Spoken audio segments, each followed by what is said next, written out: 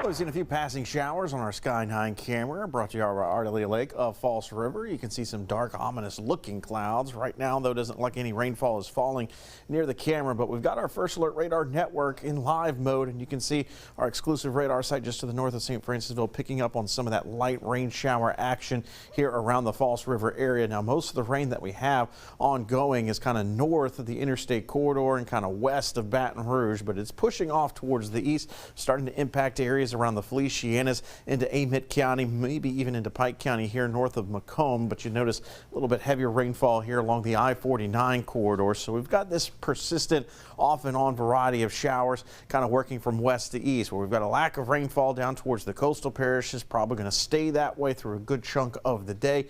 You're going to stay mainly dry south of the I-10 corridor, probably up until we get towards closer to midnight. And that is when we expect this disturbance right here to be working its way off towards the east. It's then going to drag a cold front down towards the south across our area. So in the meantime, most of the energy just north of Baton Rouge, but we are expecting the southern extent of this system to start to impact us as we get deeper into the night tonight. So let's show you that here with Futurecast. And again, Futurecast not doing the best of job of painting the rains here north and northwest of Baton Rouge that are currently ongoing. So keep in mind, we'll have some passing showers through the afternoon in those locations, but the brunt of the rain tied to the front itself will be working in late tonight into early tomorrow morning. So here we are paused at 8 o'clock, kind of just looking like it's going to be moving into our viewing area, and it does so as we go into those pre-dawn hours on Wednesday.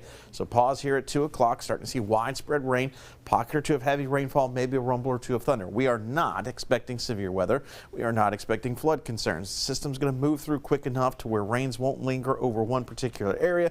You can see by 5 a.m. front working its way through Metro Baton Rouge. It'll actually be down towards the coastal parishes by the time we get towards 9 o'clock. So for the morning drive, we'll have some residual wet slick streets around, but you're probably not going to have to use the windshield wipers because most of the rain will be out of here by that point. As we get into Wednesday afternoon and evening, the cooler air will start to arrive. And yes, we're using the wording cool because we're not going to be dealing with bitter Arctic air this time around.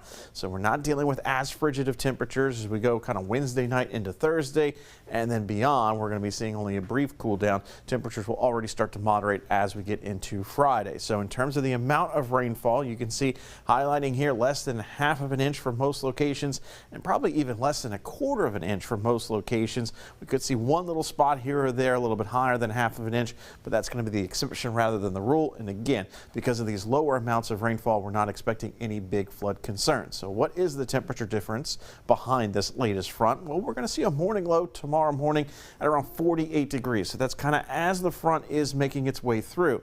Once the cooler air starts to work in behind the front, yeah, we're going to be dealing with maybe a light freeze briefly for Thursday morning, but look how quickly those temperatures start to moderate as we head into the upcoming weekend. So it's not area wide for the freeze potential for Thursday morning. It's going to be basically along and north of the interstate corridor, 0 to 6 hours in terms of those freezing conditions. People, pets, and plants this time around.